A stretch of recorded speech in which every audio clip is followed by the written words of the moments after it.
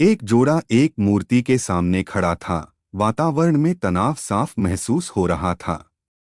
लड़की चाहती थी कि वह उसे पसंद करे। लाल बालों वाली लड़की। कुछ पल चुप रहने के बाद वह उसके चेहरे को सहलाने लगता है। यही तो वह सब कुछ था जो वह हमेशा से चाहती थी। उसके हाथों का स्पर्श, रात में उसे प्यार से सहलाना और उसे गले लगाना।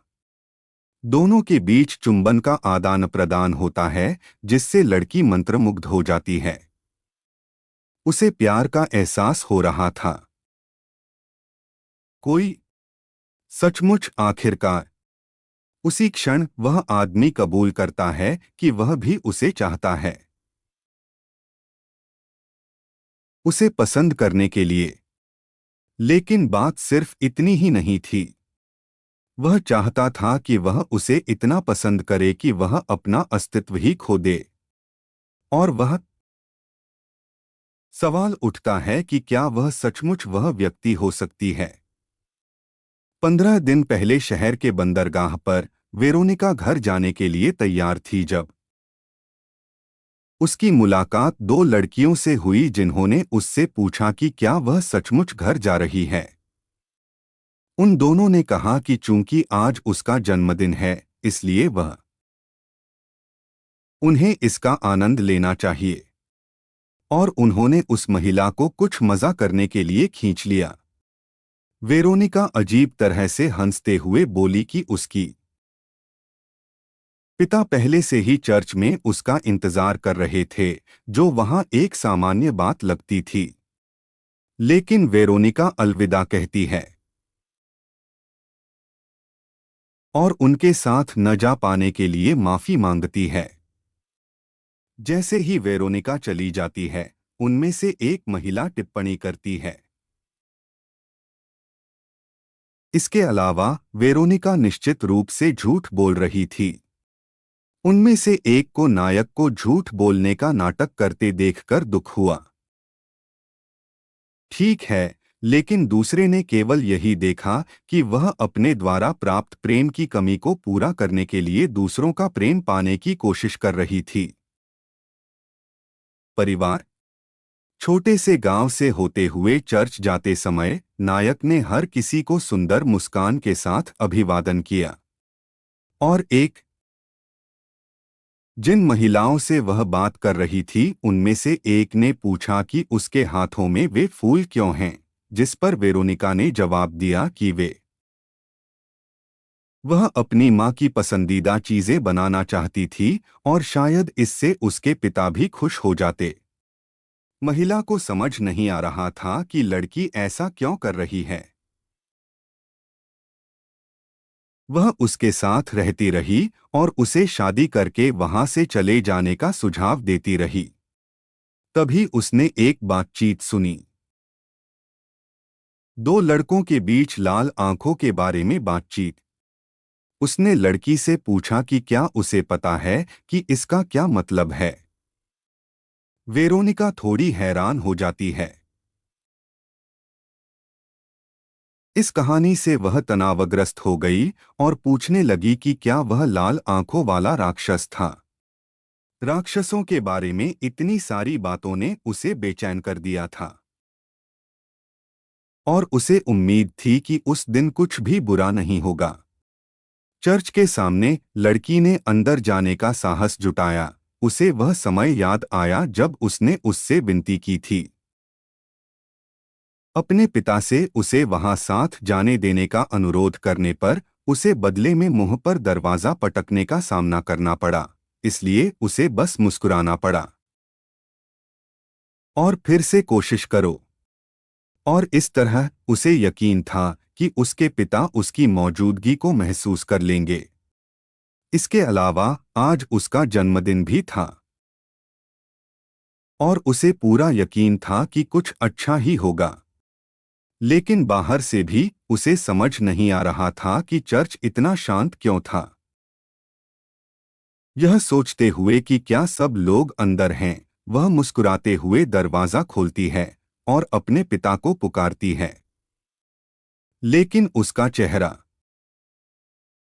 जो कुछ उसने पाया उसे देखकर वह आश्चर्यचकित हो जाती है, जिससे उसके हाथ से फूलों का गुलदस्ता गिर जाता है। दृश्य अंदर का नजारा किसी डरावनी फिल्म जैसा था। सभी श्रद्धालु सिर कटे फर्श पर पड़े थे। सदमे में आकर उसने देखा, वह अपने पिता के लिए चीखती है। वेरोनिका अपने पिता को बेसब्री से ढूंढती है, जब तक कि उसे एक मृत व्यक्ति नहीं मिल जाता जिसने वही कपड़े पहने हुए थे जो उसके पिता ने पहने थे। उस सुबह पहने हुए वह डर से कांपते हुए घुटनों के बल बैठी थी। उसे विश्वास नहीं हो रहा था कि क्या हो रहा है। यहां तक कि नहीं, उसके प्यार को पाकर वेरोनिका इस अंत की कामना नहीं करती थी। तभी उसे अपनी पीठ पर किसी चीज का स्पर्श महसूस हुआ। वह इंसान जैसी बिल्कुल नहीं थी। जैसे ही वह मुड़ी, उसने एक विशालकाय जीव को देखा जो गारगोयल जैसा दिखता था। डरकर वह लाल आंखों वाले राक्षस के बहामुत को देखते हुए वह बोलने की कोशिश करते हुए हकलाने लगता है। प्राणी नीचे झुक गया और वह धीरे धीरे उसके पास आने लगा, यहाँ तक कि उसकी ठुड्डी को छू लिया। कुछ समय बाद चर्च में ही एक आदमी ने उस महिला को देखा। ज़मीन को आश्चर्य होता है कि क्या वह जीवित बची है। जब वेरोनिका अपनी आंखें खोलती है, जो अब काली नहीं बल्कि लाल हैं, ठीक उसी तरह जैसे बहामुट्स में वेरोनिका, जो अभी भी कुछ हद तक बेहोश है, ऐसा देखती है जैसे वह बाहर हो। वह सोचती है कि हर कोई क्यों है उसे देखते हुए। उन्माद और जरूरत के एक पल में, एक क्षण के लिए उसे लगता है कि शायद अंततः हर कोई उससे प्यार करता है। लेकिन यह खुशी तभी तक कायम रही जब तक उसने एक चीख नहीं सुनी और लोगों को अपनी जान के डर से भागते हुए नहीं देखा। समझ न पाने के कारण वह दौड़ते हुए गिरे एक लड़के के पास जाती है और उससे विनती करती है कि वह न जाए। लेकिन लड़का डर के मारे पीछे मुड़ जाता है। उसकी ओर बढ़ते हुए वह राक्षस से दूर रहने की गुहार लगाते हुए चिल्ला रहा था। लेकिन वेरोनिका उलझन में थी। राक्षस, तुम्हारा क्या मतलब है? राक्षस, असलियत यह है कि अब उसकी आंखें उस गारगोयल की थीं जिसने उस पर हमला किया था। तभी वह उस स्थिति से जागी। ऐसा लग रहा था मानो यह सिर्फ एक सपना था। उसका शरीर अजीब सा महसूस हो रहा था और ऐसा लग रहा था जैसे सामान्य से कहीं ज्यादा गर्म हो। उसकी दृष्टि धुंधली हो गई थी। वह खांसती है, प्यास से उसका गला सूख रहा होता है, एक ऐसी प्यास जिसे वह नियंत्रित नहीं कर सकती। जमीन पर लाल निशान देखकर उसके मुंह में पानी भर आता है। उसे यकीन हो जाता है कि यह पानी है और वह सम्मोहित होकर उसकी ओर बढ़ने लगती है। वह छोटे से पोखर तक पहुंचने की कोशिश करती है, लेकिन किसी के बाल खींचने से रुक जाती है। यह वही लाल बालों वाली लड़की थी जो पहले भी आई थी और कह रही थी। उसे पता था कि वह भ्रष्ट हो चुकी है। वेरोनिका खुद को छुड़ाने की कोशिश करते हुए पूछती है कि वह आदमी कौन है। वह आदमी जो उसे देख रहा था। लाल पोखर तक पहुंचने की वेरोनिका की बेताबी उसे यह सोचने पर मजबूर कर देती है कि क्या वह सचमुच जमीन पर पड़े उस पानी को पीना चाहती थी। उत्तर की प्रतीक्षा करते हुए वह उसे समझाता है कि इससे उसकी प्यास नहीं बुझेगी। वेरोनिका संघर्ष करती रहती है। खुद को छुड़ाने की कोशिश करते हुए वह आगे समझाता है कि वह या तो प्यास से मर जाएगी या उसका सिर फट जाएगा। अंत तो वही होगा। और वह वेरोनिका से पूछता है कि क्या वह सचमुच जीवित रहना चाहती है, जिससे वेरोनिका का ध्यान आकर्षित होता है। वह रहस्यमय व्यक्ति उससे पूछता है कि क्या वह सचमुच जीना चाहती है, भले ही इसका मतलब पूरी जिंदगी गुजारना ही क्यों न हो। नरक की परीक्षाओं से गुजरते हुए उसकी चुप्पी देखकर वह सवाल पर जोर देता है, यह समझाते हुए कि अगर वह आराम करना चाहती है, वह हमेशा के लिए बिना दर्द के उसके लिए यह कर सकता था। उसके मन में यह सवाल गूंज रहा था कि क्या वह जीना चाहती है या नहीं। लड़की के दिमाग में उसे याद है जब उसकी मां का देहांत हुआ था और उसे उन अफवाहों को सुनना पड़ा था कि कैसे उसने उसका सारा पैसा निचोड़ लिया था। मां की जिंदगी। बच्चे भी बहुत निर्दयी थे। उनका कहना था कि वेरोनिका के पिता हर दिन कहते थे कि उसे मर जाना चाहिए, और मानो वे उसकी जगह होते तो वे यही पसंद करते। जब वह आखिरकार अपना मुंह खोलती है तो वह कहती है कि उसके पास है। वह अपने जीवन में कभी मरना नहीं चाहती थी। एक पल के लिए उस आदमी की आंखों में दया झलकती है। वह उसके बाल छोड़ देता है। रोते हुए वह पहली बार कहती है कि वह सचमुच जीना चाहती है। लाल बालों वाली लड़की उसे गंभीरता से देखती है और कहती है, अगर ऐसा था तो कोई बात नहीं। और वह उसकी गर्दन के पिछले हिस्से पर धीरे से खुजली करते हुए उसे बधाई देता है। एक राक्षस के रूप में पुनर्जन्म। वह उसके चेहरे के करीब झुकता है और उसे चूमता है। वाह, क्या यहाँ कोई रिकॉर्ड है? एक चुंबन। दूसरा अध्याय बिल्कुल वैसा ही जैसा मुझे पसंद है। नायक सोचता है कि वे होंठ कितने ताजगी भरे थे, इतने ताजगी भरे कि वे उसकी प्यास बुझ गई, जिससे उसके मन में यह सवाल उठा कि क्या उसके सामने खड़ा आदमी सचमुच कोई देवता है जो उसे बचाने आया है। वह भ्रमित होकर पूछती है कि उसने उसके साथ वास्तव में क्या किया था। फिर उसे राक्षस कहते हुए वह आदमी बताता है कि उसने उसे बचाया था, लेकिन उसे उसकी बातें ध्यान से सुननी चाहिए क्योंकि उनके पास ज्यादा समय नहीं था। अपना लबादा उसे ओढ़ाते हुए उसने वह बताती है कि उसे बहामुत नामक एक राक्षस ने भ्रष्ट कर दिया था। जो लोग भ्रष्ट हो जाते थे वे आमतौर पर मर जाते थे जब तक कि उन्हें उसे दैवीय शक्ति प्राप्त हुई। वेरोनिका उस आदमी की बातों से तब तक असमंजस में रहती है जब तक कि वह बगल में नहीं देखती और उसे अपनी एक अलग छवि दिखाई देती है। फिर से अपने पिता को पुकारती है। उसे याद आता है कि वह वहां क्यों गई थी। निराशा फिर लौट आती है और वह अपने पिता को पुकारती है, लेकिन वह आदमी उससे कहता है कि वह बेकार की बातें सोचना बंद कर दे और कहता है कि अब से उसे केवल वही करना चाहिए जो वह आदेश दे। बाहर उन्हें नागरिकों की चीखें सुनाई दे रही थीं जो दया की भीख मांग रहे थे क्योंकि वे अपराधी नहीं थे जबकि अन्य लोग अपराधी थे। उन्हें सब कुछ पुष्टि होने तक चुप रहने के लिए कहा गया। उनमें से एक था ऑर्डर ऑफ द का vice commander holy knights Philip विडल्सबे। उनके सैनिकों में से एक पूछता है कि अगर उन्हें कोई भ्रष्ट व्यक्ति मिल जाए तो क्या करना चाहिए।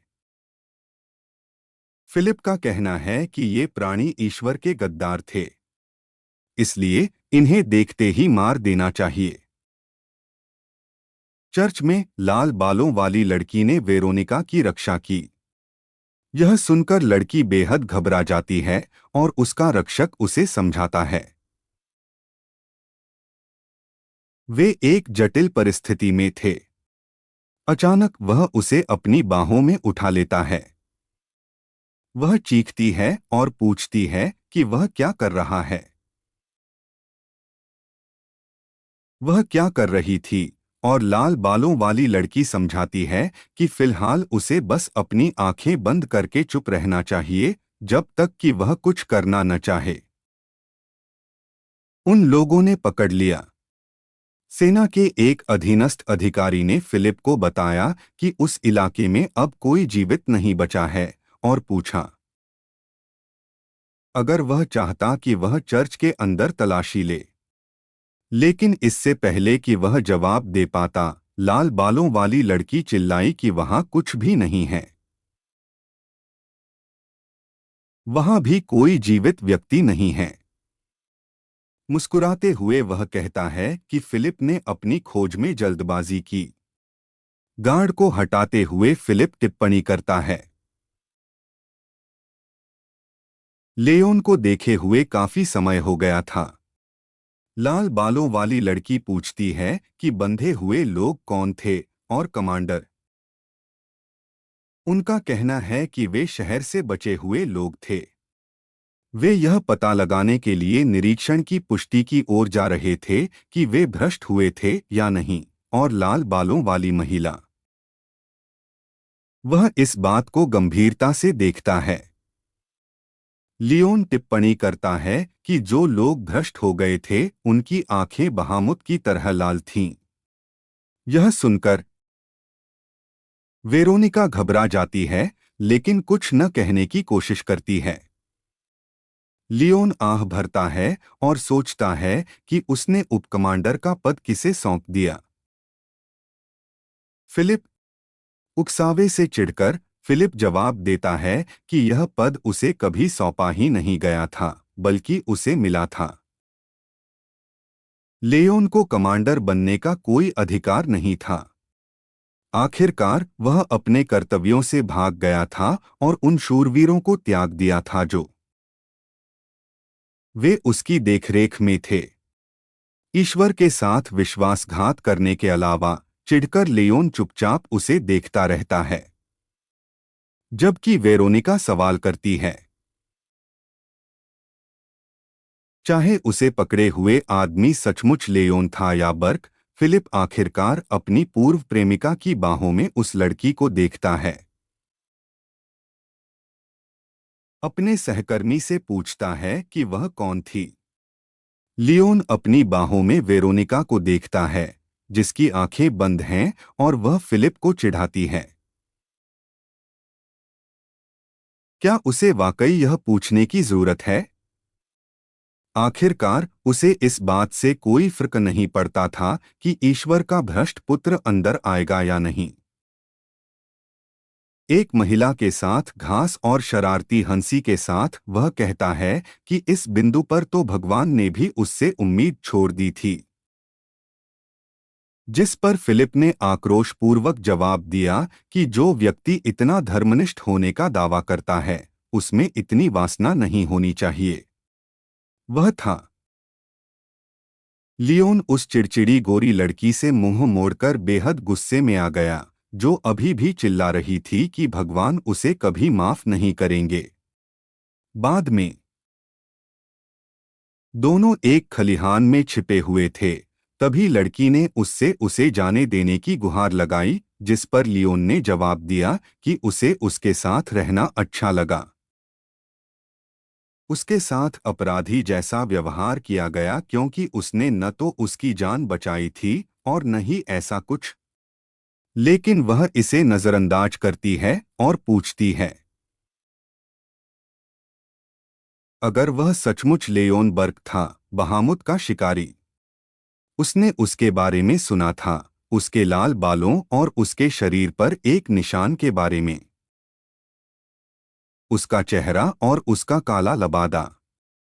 यहाँ तक कि बच्चे भी उसकी प्रसिद्धि से वाकिफ थे।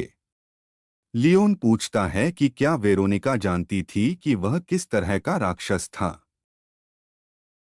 बहामुत था, जिस पर उसने झिझकते हुए जवाब दिया। उस दुनिया में बहामुत एक दिन अचानक कहीं से प्रकट हो गए। लोग कुछ लोग तो उन्हें राक्षस या दानव कहना भी नहीं जानते थे।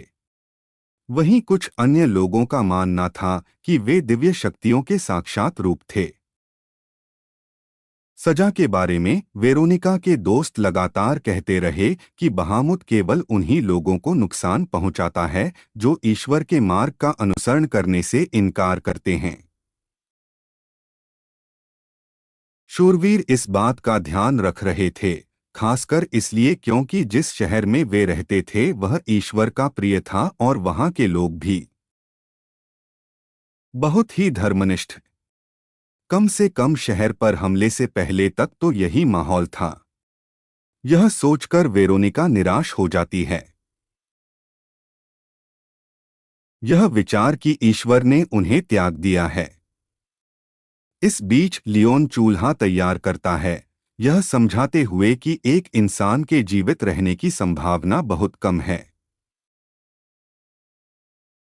भ्रष्ट होने की संभावना बहुत कम थी क्योंकि जब कोई मनुष्य जिसमें कोई दैवीय शक्ति नहीं होती भ्रष्ट हो जाता था तो वह एक मानसिक संरचना बना लेता था,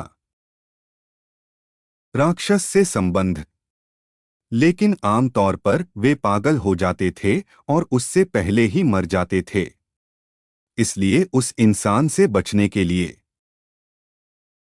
इसके लिए बहुत सारी आरक्षित दैवीय शक्ति की आवश्यकता होगी। और चलिए मान लेते हैं कि दैवीय शक्ति को हस्तांतरित करने का यह एक शानदार तरीका है ना? वह आदमी जब वह अपनी बात खत्म करने ही वाला था कि वेरोनिका ने बीच में ही टोकते हुए कुछ पूछ लिया, जिससे वह थोड़ा असहज हो गया, तनावग्रस्त। फिर वह कहती है कि अगर वह राक्षसों का शिकार करता है और जैसा कि अन्य शूरवीरों ने पहले ही कहा था, भ्रष्ट मनुष्यों का शिकार करता है, उसे मार देना चाहिए। वह जानना चाहती थी कि उसने उसे क्यों बचाया। लाल बालों वाली लड़की के दिमाग में उस समय की यादें कौंध गईं जब वह चर्च के सामने खड़े होकर उसने बारामुत्स को अपने सामने देखा। उसकी आंखें भेदक थीं, यह देखकर कि वह व्यक्ति खोया हुआ सा था। बाहर निकलते ही वेरोनिका अपना सवाल फिर से शुरू करती है। फिर लियोन कहता है कि उसने उससे उसे बचाने के लिए कहा था। और करीब आने पर पता चलता है कि उसका मानना था कि केवल उसी के पास उस भयावह स्थिति को समाप्त करने की क्षमता थी। लेकिन लड़की असमंजस में है और कहती है कि अगर उसे लगता था कि वह कुछ बड़ा कर सकती है तो वह बहुत गलत था, क्योंकि उसने अपनी जिंदगी में कभी तलवार पकड़ी ही नहीं थी। लियोन समझाता है कि उसे उससे कोई बड़ा काम करवाने की जरूरत नहीं थी। बहामुत न केवल खून के प्यासे राक्षस थे, बल्कि वे मानव मस्तिष्क का सेवन करके प्रजनन भी कर सकते थे। मतलब अगर वे पूरे शहर को खा जाते तो वे राक्षसों का एक पूरा शहर पैदा कर देते। इसलिए उम्मीद यह थी कि अगर वे एक को मार देते तो बहामुत उसके सभी वंशज भी मर जाएंगे। वह समझाता है कि यह तो सिर्फ एक परिकल्पना थी, है ना? लेकिन वह चाहता था यह जानने के लिए कि क्या वहां मौजूद सभी राक्षस केवल एक ही राक्षस से उत्पन्न हो सकते थे। इस प्रकार इस क्रम का अनुसरण करते हुए वेरोनिका को लगा कि अगर उन्हें मूल वस्तु मिल जाए तो वे इसे खत्म कर सकते हैं। लेकिन वेरोनिका को इस पूरे मामले से अपने संबंध की समझ नहीं थी। स्थिति और लियोन बताते हैं कि उसने बताया था कि उसने पहले बहामुत के बारे में सुना था, इसलिए वह जानना चाहता था कि ये क्या हैं। राक्षस कैसे दिखते थे? नायक, जिसने हमेशा सुना था कि राक्षस का सिर नहीं होता और उसकी एक लाल आंख होती है। उसकी छाती। तभी उसे एहसास होता है कि उसने चर्च में जिस बहामुत को देखा था, उसका सिर नहीं होना चाहिए था। दो सिर तो बिल्कुल भी नहीं। आंखें। वह घबरा जाती है और कहती है कि उसने जो प्राणी देखा था, उसका सिर और दो आंखें जरूर थीं। लियोन भी उससे सहमत होता है। उनका मानना था कि उसने असली बहामुत को देखा था, और अगर उनकी परिकल्पना सही थी, तो वह एकमात्र इंसान होगी। वह उससे जुड़ी हुई थी, इसीलिए वह उससे जो चाहता था वह सरल था। वह चाहता था कि वे करीब रहें और अपने सपनों को साझा करें। उसके पास ऐसा था कि उसे तलवार का इस्तेमाल करने की भी जरूरत नहीं पड़ती। वेरोनिका ने फिर से पूछा कि क्या वह उसे एक औजार के रूप में इस्तेमाल करना चाहता है, क्योंकि अगर अगर ऐसा होता, तो उसे उसकी जरूरत नहीं होती, बस उसकी आंखों की जरूरत होती। और वो आदमी व्यंग्य कर रहा है, ये कहते हुए कि वो उससे ज्यादा बुद्धिमान थी। वह चिढ़कर रह गई। नायक पूछता है कि उसके पास क्या सबूत है कि वह मूल व्यक्ति द्वारा भ्रष्ट हो गई थी। राक्षस।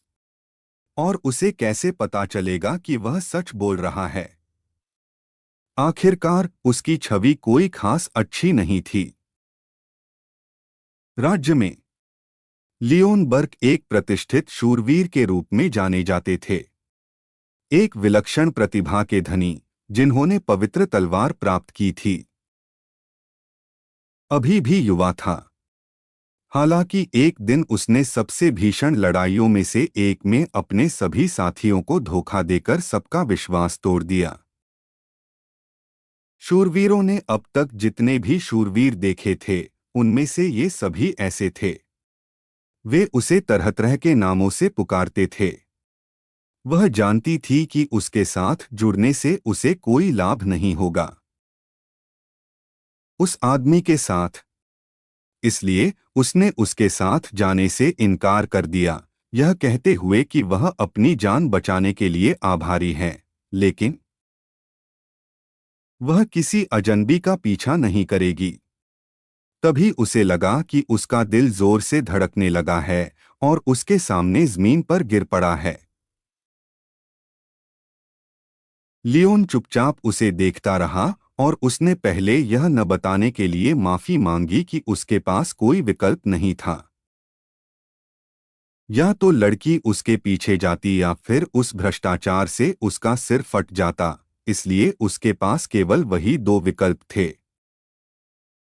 विकल्पों में से एक।